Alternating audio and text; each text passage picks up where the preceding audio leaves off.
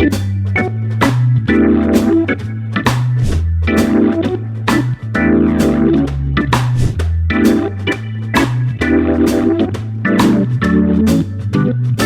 educação escolar é um direito assegurado pela Constituição, pelo artigo 205. Além disso, ela deve ser executada em colaboração com a sociedade. Eu acredito que as famílias deveriam ter a liberdade para escolher qual a melhor forma que seus filhos possuem para aprender.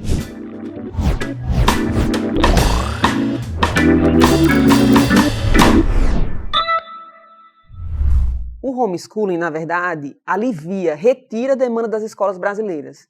Então, para você ter uma ideia, os Estados Unidos, que é um país que tem uma cultura de homeschooling, lá apenas 2% dos alunos fazem homeschooling, estudam em casa.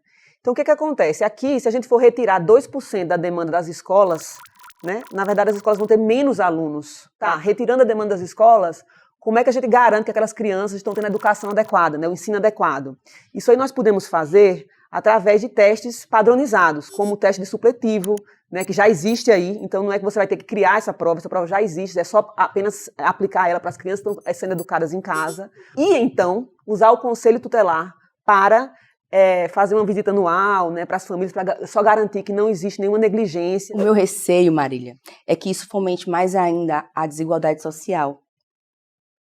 No momento em que famílias que possuem privilégios poderão propiciar uma educação de qualidade para seus filhos, porém, as que não possuem ficarão aquém desse direito.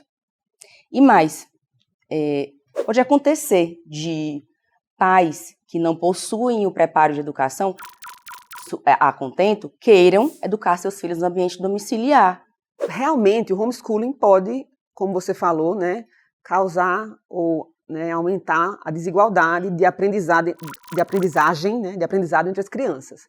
Só que é o seguinte, que a gente não deveria estar nivelando por baixo. Se a gente for querer nivelar por baixo os ensinos das crianças, a gente deveria proibir escolas privadas, proibir que as crianças vão estudar fora do país, né, para poder todo mundo estar com aquela educação padronizada, né, que você está querendo que seja igual para todos. Ela não é uma opção para aquelas famílias que precisam das escolas, tipo, os dois pais trabalham e a família precisa da merenda da criança na escola. Na verdade, essas famílias precisam continuar usando a escola normal. Ela é uma pauta apenas para aquelas poucas famílias que têm condição de estruturar e dar um ensino adequado, um ensino diferente, né, um ensino domiciliar para seus filhos. De fato, será ótimo para as famílias que podem propiciar essa educação. Não é que a gente esteja nivelando por baixo, mas sim que estejamos buscando a igualdade, a equidade na educação. E também para proteger as crianças. Outro ponto que me preocupa é a questão do abuso no ambiente domiciliar.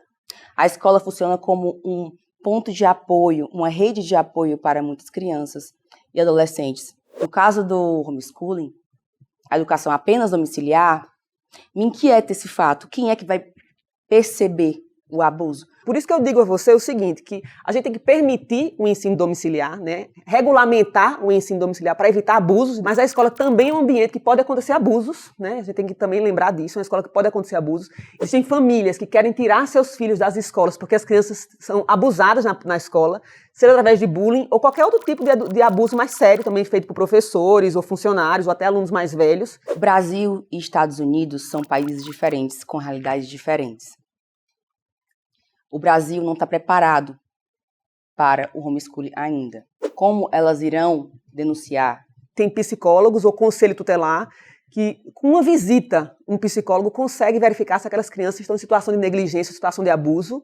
A escola não é só um ambiente de formação didática, de conteúdo didático. A escola é um espaço de construção de vivências intersociais, interpessoais com seus pares. E aí, eu te pergunto, você acha que as famílias estão preparadas para assumir a educação formal de seus filhos? Hoje existem mais ou menos 30 mil famílias, né, que estão em ensino domiciliar no Brasil, é muito pouco. Mas, às vezes a criança quer ir fazer uma escolinha de futebol, e aí a escolinha de futebol pede o boletim, ou pede o comprovante de matrícula, e a criança não pode. Então existe um preconceito com aquelas crianças que estão aprendendo em casa, estão passando por um processo de aprendizagem em casa, só que não conseguem frequentar, não conseguem ter uma carteirinha de estudante, não conseguem, porque não existe uma regulamentação do ensino domiciliar, tá? A escola ela não é a única forma da criança socializar. Quando a família vai preparar o ensino domiciliar, o planejamento do ensino domiciliar, Ela vai incluir momentos de socialização na escolinha de futebol, no balé, no grupo da igreja, com o irmão mais velho, com o irmão mais novo, com priminhos, com os vizinhos, com grupo de apoio, que está todo mundo fazendo ensino domiciliar. Mas o que é que está preparado, né? Não, os pais vão se preparar para educar os filhos em casa. O que é estar preparado? Os pais podem educar seus filhos em casa. A criança vai para o colégio, para a escola, volta para casa e ele pode continuar educando. O que me inquieta um pouco sobre o homeschooling é porque se fala como se os pais não pudessem exercer de forma alguma a educação e aí tivessem que tirar as crianças do seio escolar e colocar no seio domiciliar. O pai pode decidir sobre a alimentação de um filho, se ele come carne ou não, o esporte que a criança pode fazer, a vestimenta, sobre um direito que é constitucionalmente garantido, e que deve ser exercido em colaboração com a sociedade, entendo eu que os pais não podem decidir, porque ele precisa dessa colaboração do Estado e sociedade para a execução da educação. A nossa Constituição fala que é colaborativo, né, a responsabilidade da educação do Estado com a família. Mas nós somos signatários de acordos, né, infraconstitucional ou super, como é que é o nome que se diz? Nem se fala, você que é advogado deve saber. Que garante o direito das famílias escolherem qual a melhor modalidade de educação. Se aquela família tem condições de ensinar suas crianças em casa e ali a escola que eles têm acesso não está satisfazendo suas necessidades, eu acho que a família é uma boa razão da família tirar e ensinar, na minha visão, tá? E aí, eu vou dizer outras razões que existem para você ter o homeschooling. Razões. É uma educação individualizada que respeita o ritmo da criança.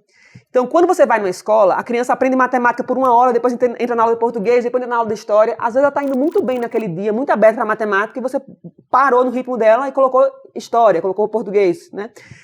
Na educação domiciliar, a mãe tem flexibilidade. Quando ela vê que a criança está rendendo uma matéria, ela pode passar o dia todo naquela matéria. E no outro dia ela passa a segunda matéria, entendeu? Então você vai individualizando ao ritmo da criança. Isso é benéfico para a criança. Um outro ponto é que existem crianças que são atletas. Ou crianças que são artistas. Crianças que são artistas têm que filmar.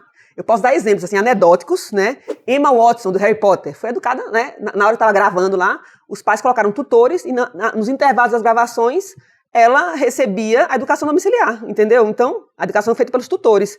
A baixa qualidade das escolas não pode ser um fundamento para a defesa do homeschooling. A gente tem que saber cobrar dos nossos representantes políticos o que eles nos disseram que iria ser propiciado. Nós, agora, em 2020 para 2021, nós tivemos o que eu chamo de amostra grátis do homeschooling, que foi com a pandemia. Uma amostra grátis obrigada, né? Obrigatória, porque a gente não teve escolha.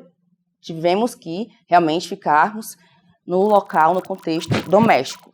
Estar preparado é fazer um plano de desenvolvimento mesmo pedagógico para seu filho, só que você vai fazer aquele plano de desenvolvimento pedagógico sem envolver a criança indo para a escola. Vai fazer um plano de desenvolvimento pedagógico com a criança aprendendo em casa. Não é uma oposição ao ensino escolar. Tem famílias que não querem fazer ensino domiciliar e tudo bem, e tem famílias que não têm condições de fazer ensino domiciliar e tudo bem. E aí tem outra coisa, tem famílias que querem fazer, quando vão fazer não se dão bem, tem que poder voltar para a escola normalmente. Então, assim, a regulamentação é importante para que isso aconteça com naturalidade. O que me inquieta realmente, como eu já citei, é a questão dessa regulamentação não ferir o texto constitucional. Existe um ditado, né, que eu posso, mas não em tudo me convém.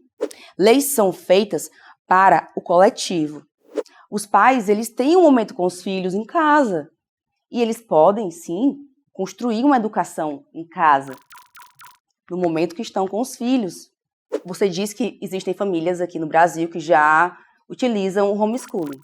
E então ele é utilizado. Que além de ser uma defensora do ensino domiciliar, eu sou uma defensora da escola, né, do ensino escolar forte, que a gente trabalha para melhorar as políticas do ensino escolar, que a gente trabalhe pela melhoria do ensino normal, porque é o ensino que passa a maior parte das nossas crianças e não pode negligenciar também, né? E mais, a gente não pode fechar os olhos para a realidade do nosso país, e que, inclusive, tem crescido ultimamente, que é a insegurança alimentar.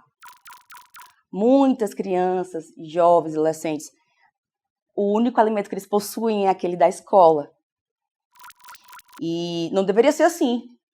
Todos nós deveríamos ter direito a segurança alimentar, a alimentação de qualidade. Porém, eu defendo a educação escolar porque, como eu já disse, ela não é só um ambiente de conteúdo didático. Ele é uma integração social, uma integração psicossocial e de convivência com seus pares.